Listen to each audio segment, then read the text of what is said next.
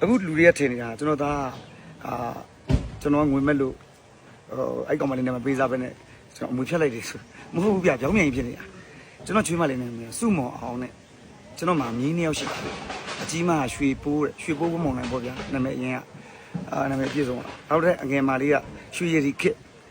်အဲ့2ယောက်စလုံးနဲ့အဲ့ညီလေး2ယောက်စလုံးနဲ့ကျွန်တော်ချွေးမကျွန်တော်မိသားစုနဲ့အတူတူရှိပါတယ်ကျွန်တော်ချွေးမလေးကိုကျွန်တော်အမွေစားအမွေခံတမိအဖြစ်ပြန်မွေးစားလိုက်ပြီးတော့ကျွန်တော်သားအကြီးကောင်ကျွန်တော်အမွေဖြတ်လိုက်ရအောင်ဟုတ်ကဲ့အားလုံးမင်္ဂလာပါဒီနေ့မှတော့ဒါဟိုကလိုင်းကနေပြီးတော့နော်ဒါငွေမက်လို့ဒါဆင်းရဲတဲ့ချွေးမအောင်ဒါအိမ်မခေါ်ထားခြင်းလို့ဒါသူရဲ့ဒါကြီးဆုံးဒါငွေပြတ်ဆုံးလို့တဲ့ဆိုပြီးတော့ဒါတချို့တော့ဒါဆိုရှယ်ဘောကအကောင့်တွေရပါတော့ဒါပြောဆိုတဲ့ပုံမှာဒါဟိုခဏနေနဲ့ဒါသူသားကိုဘာကြောင့်ဒါငွေပြတ်ဆုံးထားတယ်ဆိုတာကိုလည်းပြရှင်းလာတဲ့ video file လေးကိုကျွန်တော်ကြည့်ကြအောင်ဗ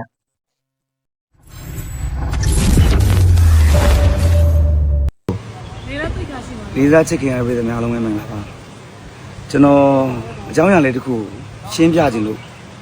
line မော်တက်လာတာပါပုံမှန်အားဖြင့်တော့ကျွန်တော် line မော်ကိစ္စတွေကိုပြန်ပြီးတုံ့ပြန်လည်းမရှိဘူးရှင်းလည်းမရှင်းဘူးဘာလို့လဲရှင်းရရှုပ်စိတ်လည်းမဝင်စားဘူးခုဘွားနဲ့ကိုနေတယ်ကျွန်တော်အမှုပညာအလုပ်ကိုကိုယ်ကိုစူးစမ်းပြီးလုပ်တယ်အခုကမိသားစုကိစ္စဖြစ်နေလို့ကျွန်တော်မရှင်းလို့မရလို့ဖြစ်လာတယ်ကျွန်တော်သမီးရဲ့ comment လေးတစ်ခုကြောင့်ဖြစ်သွားတဲ့ပြဿနာတွေကပြင်းနေကြီးလာလို့ဗျအဲ့ဒါလေးရှင်းပြခြင်းကျွန်တော်မိသားစုကိစ္စပါပြည်သက်တွေကိုကြိုပြီးတော့တောင်းပန်ထားခြင်းတာကျွန်တော်အခုပြောနေတာကကျွန်တော်မိသားစုအကြောင်းမသိဘဲနဲ့ဝေဖန်တိုက်ခိုက်နေတဲ့သူတွေကိုရည်ညွှန်းတာပါနော်ကျွန်တော်ကိုချစ်ပြီးအားပေးနေတဲ့ပြည်သက်တွေနဲ့မဆိုင်ပါဘူးကျွန်တော်မိသားစုကိစ္စကလည်းပြည်သက်တွေရဲ့အရေးရောမဟုတ်ပါဘူးဒါနဲ့တိတိနဲ့ထင်လို့ကျွန်တော်ကရှင်းပြမှဖြစ်မှာမလို့ရှင်းပြတာပါနော်ဒီ post လေးပါဒီမှာရည်ရတယ်ဗျဗါတယ်အစင်တန်းခွဲကြပြီးငွေမဲ့တဲ့ခံအဲ့နဲ့ကျွန်တော်သားအကြီးကောင်ကျွန်တော်ငွေဖြတ်လိုက်ဘာလို့ဖြတ်ရတာလဲဆိုတဲ့အကြောင်းရင်းကအများကြီးရှိပါတယ်ကျွန်တော်သားသမီး3ယောက်စလုံးကျွန်တော်တန်းတူချစ်ပါတယ်အားလုံးကိုချစ်ပါတယ်ကျွန်တော်သားအကြီးကောင်ကအိမ်တော်အရင်ဆုံးကြပါတယ်ကြားတဲ့အချိန်မှာလည်းကျွန်တော်မင်္ဂလာဆောင်ကြီးခန်းခန်းလေးဆောင်ပေးပါတယ်ကျွန်တော်ချွေးမလေးကကလဝဲသရာရဲ့ပေါ့အစင်ရရွာလေးတယောက်မှာနေပါတယ်သူတို့တွေကပုံမှန်မိသားစုလေးပါအရင်လည်းပြည့်စုံတဲ့မိသားစုမဟုတ်ပါဘူးဒါပေမဲ့ကျွန်တော်ချစ်ပါတယ်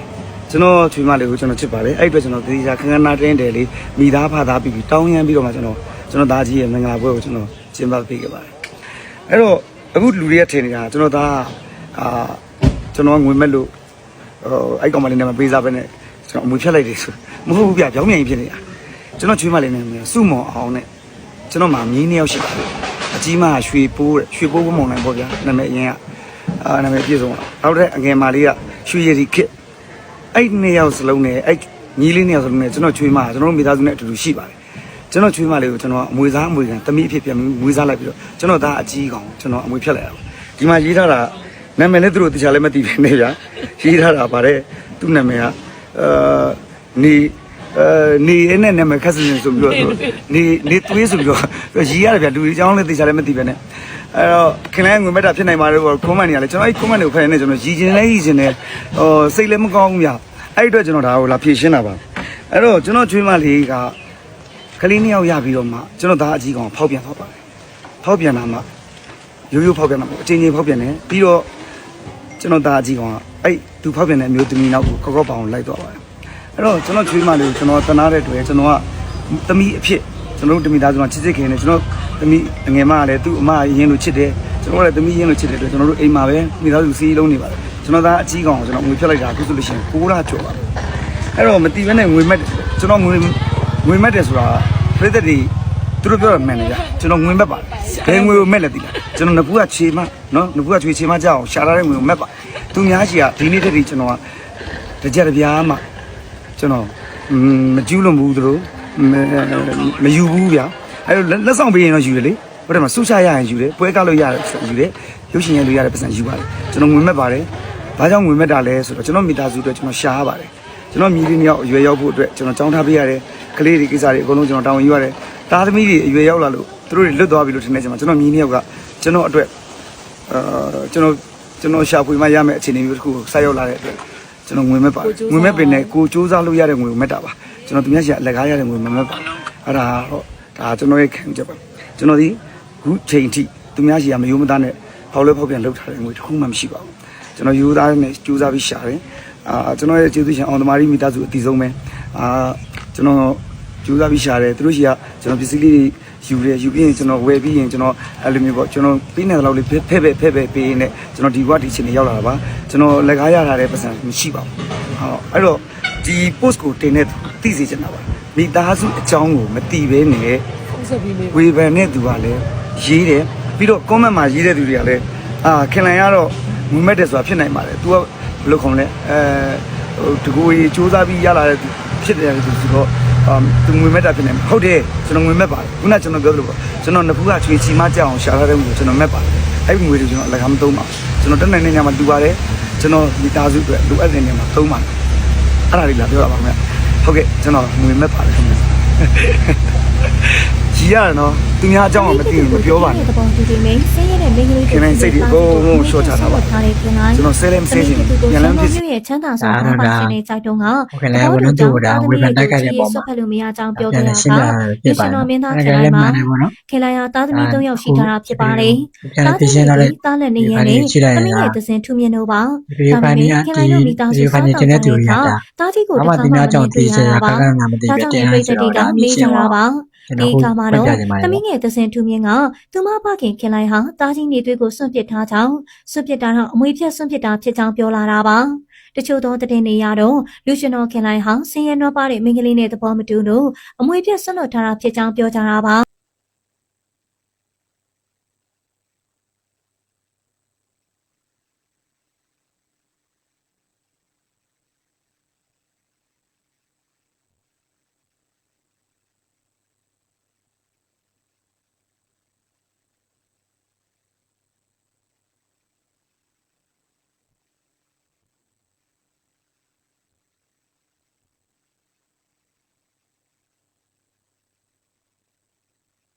လူတွေကတော့ခင်လိုက်ကတမီးဖြစ်သူသစဉ်ထူးမြင့်ကတထေးကိုယူတော့မျက်နှာချုပ်ပြီးသားကဆင်းရဲတဲ့သူယူတော့အမွေဖြစ်တယ်ဆိုပြီးဝေဖန်နေကြတာပါ